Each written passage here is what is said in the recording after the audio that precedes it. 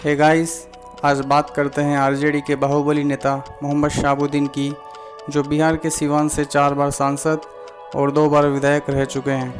शहाबुद्दीन का जन्म 10 मई 1967 को मगध के प्रतापपुर में हुआ। इन्होंने अपनी शिक्षा दीक्षा बिहार से पूरी की। शहाबुद्दीन ने राजनीति में एमए और पीएचडी की। शहाबुद्दीन ने कॉलेज से ही अपराध और राजनीति की दुनिया में कदम रखा। किसी फिल्मी किरदार से दिखने वाले मोहम्मद शहाबुद्दीन की कहानी भी फिल्मी सी लगती है। उन्होंने कुछ ही वर्षों में अपराध और राजनीति में काफ़ी नाम कमाया। व्यक्तिगत जीवन।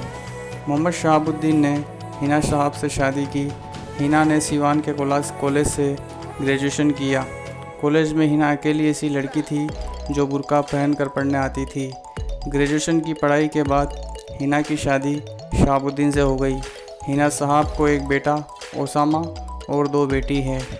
एक बेटी का नाम हीरा साहब और दूसरी बेटी का नाम तस्नीम साहब है।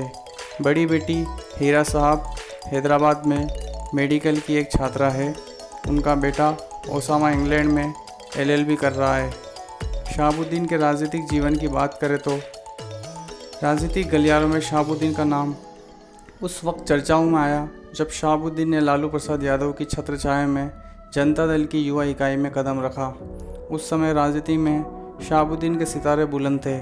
पार्टी में आते ही शहाबुद्दीन को अपनी ताकत और दबंगई का फ़ायदा मिला। पार्टी ने 1990 में विधानसभा का टिकट दिया। शहाबुद्दीन जीत गए। इसके बाद फिर 1995 में चुनाव जीता। इस दौरान कद और बढ़ गया। ताकत को देखते हुए पार्टी ने 1996 में उन्हें लोकसभा का टिकट दिया और शहाबुद्दीन की जीत हुई।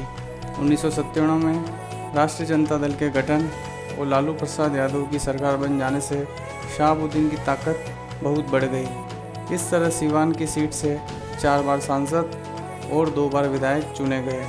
बाहुबली शहाबुद्दीन को सीवान के लोग खौफनाक तेजाब कांड को लेकर याद करते हैं। शहाबुद्दीन का आतंक इस कदर था कि किसी के ने भी उस दौर में उनके खिलाफ किसी भी मामले में गवाही देने की हिम्मत नहीं की। सीवान जिले को वो अपनी जागीर समझते थे, जहां उनकी इजाज़त के बिना पत्ता भी नहीं हिलता था। उनकी अपनी एक अदालत थी जहां लोगों के फैसले हुआ करते थे। वह खुद सीवान की जनता के पारिवारिक विवादों और भूमि विवादों का निपटारा करते थे। यहाँ तक कि जिले के डॉक्टर्स की परामर्श फीस भी वही तय करते थे।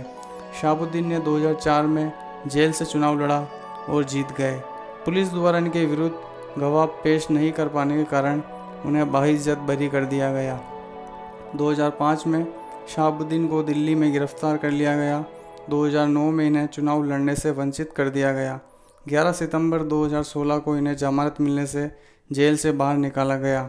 30 सितंबर 2016 को सर्वोच्च न्यायालय ने जमानत रद्द कर दी। शहाबुद्दीन दिल्ली के तिहाड़ जेल में बंद थे। अप्रैल 2021 में अस्वस्थ होने के कारण दिल्ली के डीडी हॉस्पिटल में भर्ती कराया और 1 मई 2021 को इनका देहांत हो गया और दिल्ली के मंगोलपुरी स्थित कब्रिस्तान में ही इन्हें दफनाया गया।